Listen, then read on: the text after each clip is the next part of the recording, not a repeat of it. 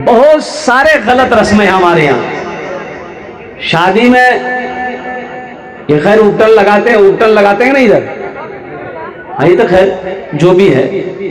अच्छा, मेहंदियों लगाते हैं, लड़का को देखे मेहंदी, लड़का के हाथ में मेहंदी, और मैंने देखा कि या अल्लाह एक लड़का के दोनों हाथों में मेहंदी और पैरों में मेहंदी। हम बोले बाप, ये तो फुटकी की खेल गई।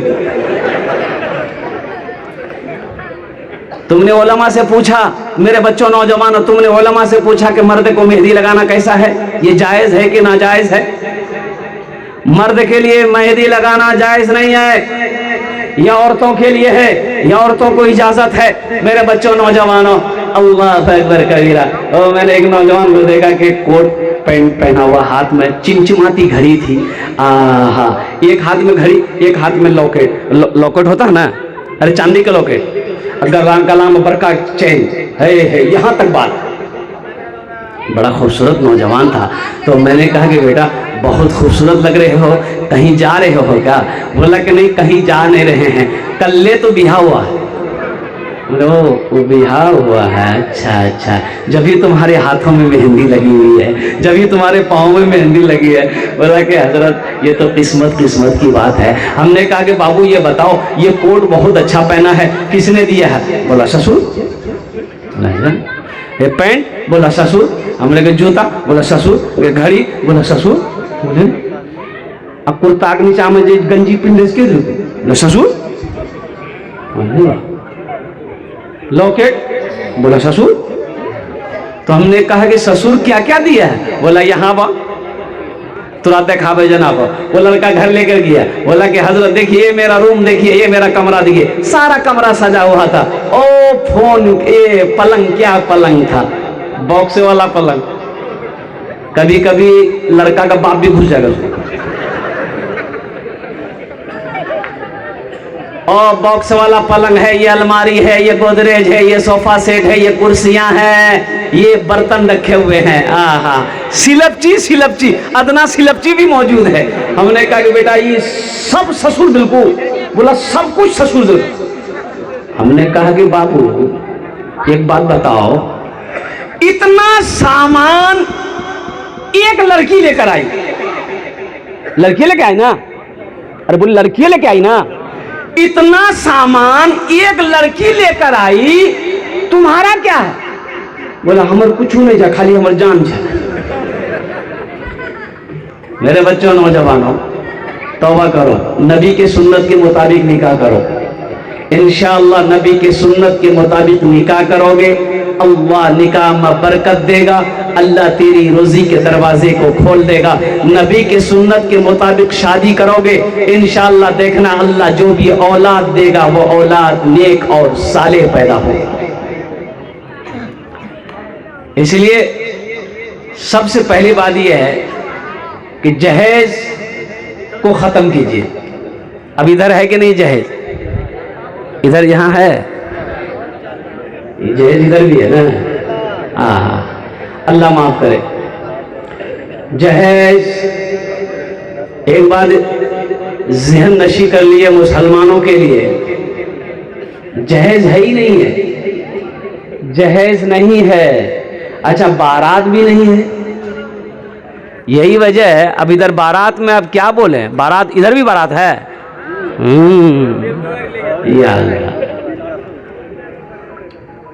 एक लड़का का, एक लड़के की शादी थी, लड़के की शादी, उसको बारात जाना था 1 किलोमीटर दूर, यानी ई टोला में लड़का घर और हो टोला में 1 किलोमीटर दूर लड़की घर से। तो वो लड़का बारात जाने के लिए 60 स्कॉर्पियो किया था, 50-60 का स्कॉर्पियो।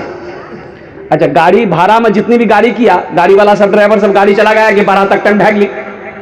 तो लड़का के दरवाजे में गाड़ी खड़ी हुई, तो एक स्कॉर्पियो के आगे दूसरी स्कॉर्पियो, दूसरी गाड़ी के आगे तीसरी, तीसरी के आगे चौथी, चौथी के आगे पांचवी, पांचवी के आगे छठी, यानी लाइन से गाड़ी खड़ी हुई। तो देखा ये गया कि लड़का का दरवाजा से लड़की का दरवाजा गाड़ी पार कर गई। तो बारात लगे जीवे कहाँ घूमे पूरे अररिया।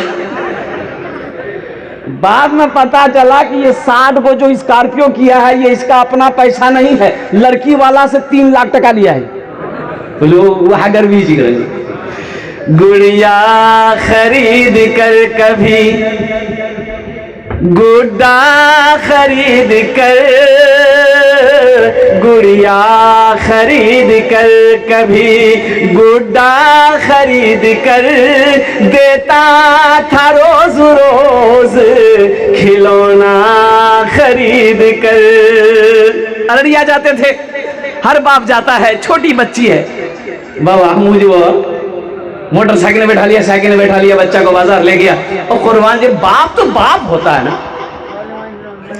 बेटी बाजार के अंदर में बाप की उंगली पकड़ के जाती है, छोटी बच्ची 4 साल की, 5 साल की, 6 साल की, 7 साल की बच्ची खिलौने के दुकान की तरफ देखती है। ए बाबा गुड़िया लो बाबा, अच्छा गुड़िया हेले, ए बाबा फुकनो लो, ए बाबा मोटर लो, ले बाप तो खरीद के देता है ना, अरे देता है ना, बाप तो बाप होता है ना, कुर्बान देता।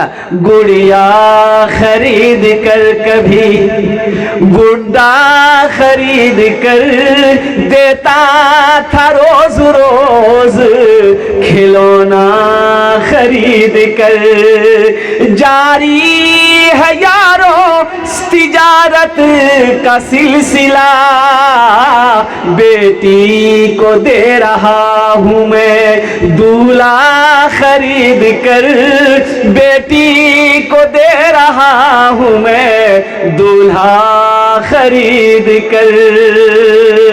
मेरे बच्चों, जिस बेटी वाले से तुम 3 लाख रुपए, 2 लाख, 4 लाख रुपए ले रहे हो, उस बच्ची को पता चलेगा कि नहीं चलेगा मेरे बाप से ये 3 लाख रुपए लिया है, और कुर्बान जाओ, ओ हो लड़की वाले के पास में पैसा नहीं था, जमीन बेचा, और जमीन से भी पूरा पैसा नहीं हो पाया, सूद पे पैसा उठाया, ब्याज पे पैसा उठाया, और कुर्बान जाओ ब्याज पे पैसा उठाया।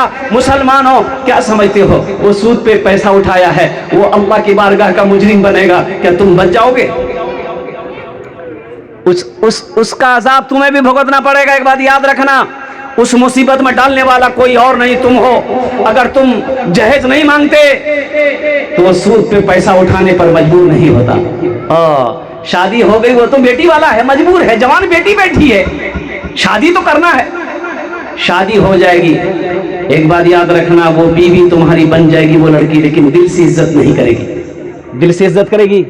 अरे बोलो भाई, दिल से इज्जत करेगी, खिदमत करेगी, पैर दबाएगी, बदन दबाएगी, माथा दबाएगी, नट्टिए दबा तू रोज झमेला खत्म है। पैसा नहीं लेना। देखो अल्लाह के रसूल सल्लल्लाहु अलैहि वसल्लम इरशाद फरमाते हैं कि शादी में लोग खानदान देखते हैं, ऊंचा खानदान है कि नहीं, देखते हैं ना। अरे बोलो भाई, देखते हैं ना। कोई खानदान देखता है, हसब नसब देखता है, इसका खानदान कैसा है, हसब नसब कैसा है। सुनो ए बेटा, बैठ जाओ। कोई खानदान देखता है, कोई हुस्न जमाल देखता है, लड़की खूबसूरत है कि नहीं है, और कुर्बान जाओ। अच्छा मुझे ये कह लेने दो, ये मेरा नौजवान तबका, हर लड़की हर लड़का को खूबसूरत लड़की चाहिए, सबको खूबसूरत चाहिए, काली लड़की किसी को नहीं चाहिए। बोलो बात सही कि गलत है? लड़का भले ही वो तावा का तल्ली है, खपड़ी तल्ली, पूछो ब्याह करोगी लड़की, बोला गोरो होना चाहिए, तो गोरो करना चाहिए अमेरिका जो। और कुर्बान जाओ, सिर्फ खूबसूरती मत देखो। एक बात याद रखो, खूबसूरती कब तक है? जब तक जवानी है खूबसूरती है, जवानी ढल गई खूबसूरती खत्म।